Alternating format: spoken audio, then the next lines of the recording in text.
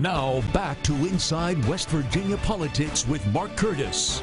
Welcome back to Inside West Virginia Politics. I'm Adrienne Robbins, and on this Labor Day weekend, we are continuing our discussion with some of these union leaders. Now we're moving on to the overall environment that West Virginia workers are going through right now. So we're bringing in Josh Sword, president of AFL-CIO. Thank you so much for being here. Thank you for having me. Why don't you first off just go ahead and tell us a little bit about the AFL-CIO here in West Virginia? Sure. The West Virginia AFL-CIO is essentially the umbrella organization for almost all the unions in West Virginia.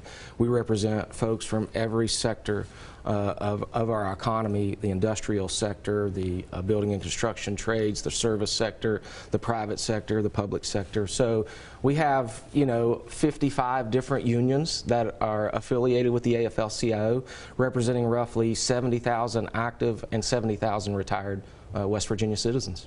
And obviously, one of the biggest conversations we're having right now in West Virginia is the economy and jobs. Can you kind of give us an idea of what some of these West Virginia workers are facing out there? Well, I hear from a number of people who are trying to paint a rosier picture than what really exists on a pretty daily basis. And the reality is there are some real concerns out there as it relates to typical worker and worker compensation. For example, over the last 40 years, CEO pay has increased about 950%, while the typical worker wages have increased about 12%, both taking inflation into account. So there's a clear disparity that has been going on for 40 years, and there's no sign of that slowing down. And it's really troubling to us because we know that a healthy middle class creates a better all environment for all.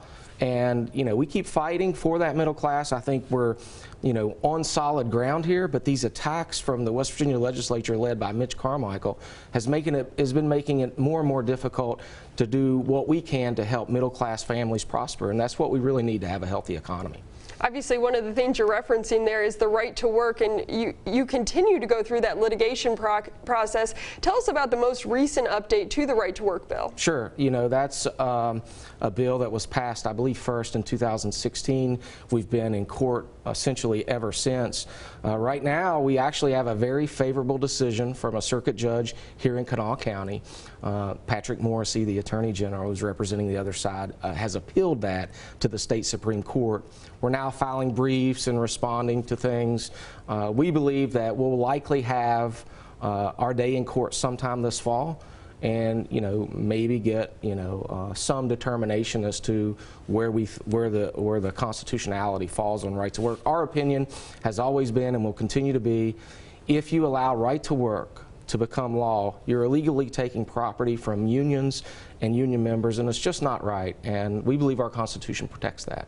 Obviously, right to work was a very controversial bill when it first came forward. A lot of people say, hey, it just gives people the option. What's wrong with giving people the option? What's your response to that? Well, it's just not an argument that makes sense. These folks get real representation from the local unions. I mean, they get grievance representation, the collective bargaining process. There's real value to that. There's nothing wrong with asking for these individual workers to pay a little bit to pay for that representation.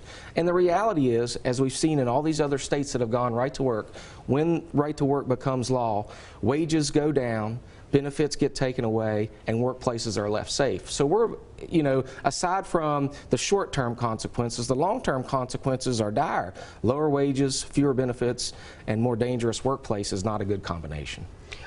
Is there anything that you're looking for in the upcoming legislative session that you think will be affecting unions? You talk about there have been many attacks that you feel coming from the legislature. Well, we've seen these attacks for 5 years. And so our expectation is that they will continue.